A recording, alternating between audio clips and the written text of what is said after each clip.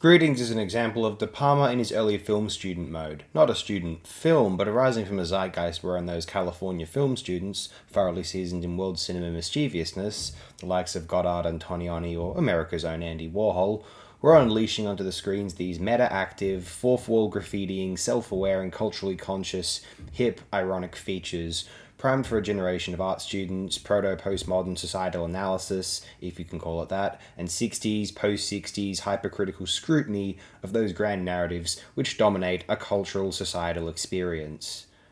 De Palma here is in debt to the likes of course, as mentioned, Goddard, Antonioni, or even the cheeky experiments of Warhol, yet it does feel organically and sincerely American, and New York at that. Greetings attempted to swallow up all of the unique concerns of his age group and filter them into this inane, bold black comedy episodes.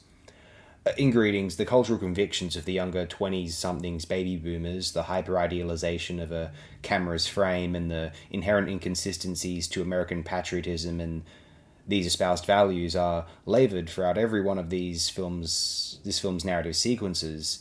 Greetings is the ultimate snarky comedic take on the world around one, warts and all, attempts to be iconoclastic and a polemical rock star, and the end result is a film which, for better or worse, is so illuminating of 1968, beyond nostalgic period pieces or rose-coloured takes from romantic older boomers, a world which is frightfully similar to ours, or any period of time in the post-war developed world. Rapscallion young men obsessed with obsession of sexual gratification and female interaction, a desire to do nothing more than indulge and feel life's pleasures, at odds but also seeking to take advantage with the changing, more self-conscious, emerging values of a shifting world, and absurdly, proudly ironic, feeling as though they are sitting at the end of history, blowing on raspberries at the traditions, and feeling as though they're pseudo-lateral, perhaps, thinking in a proto-punk or then post-punk manner, is far more obvious, valid, lucid, legitimate than the formal practices of the older generation, where a cultural discourse and the art of letters is concerned.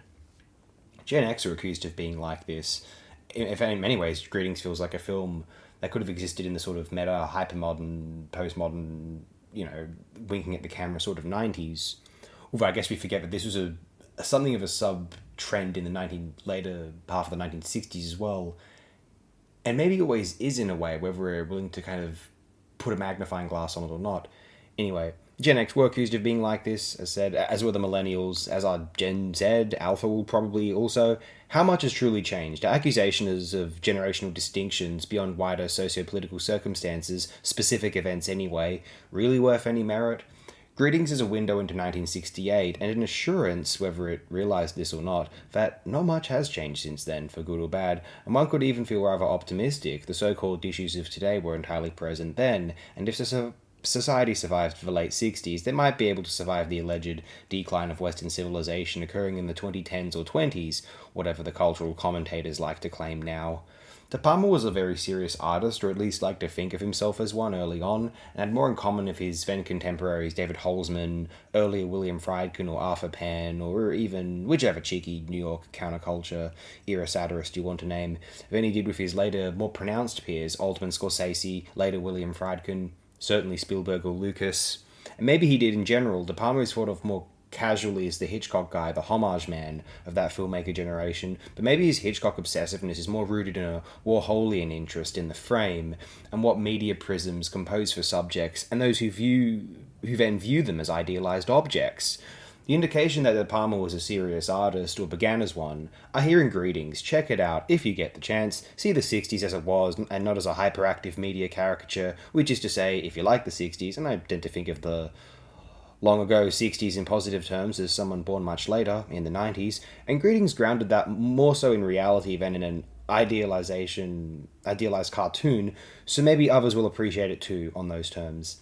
That's Greetings. Do enjoy if you are able to. We shall see. Thank you and good night.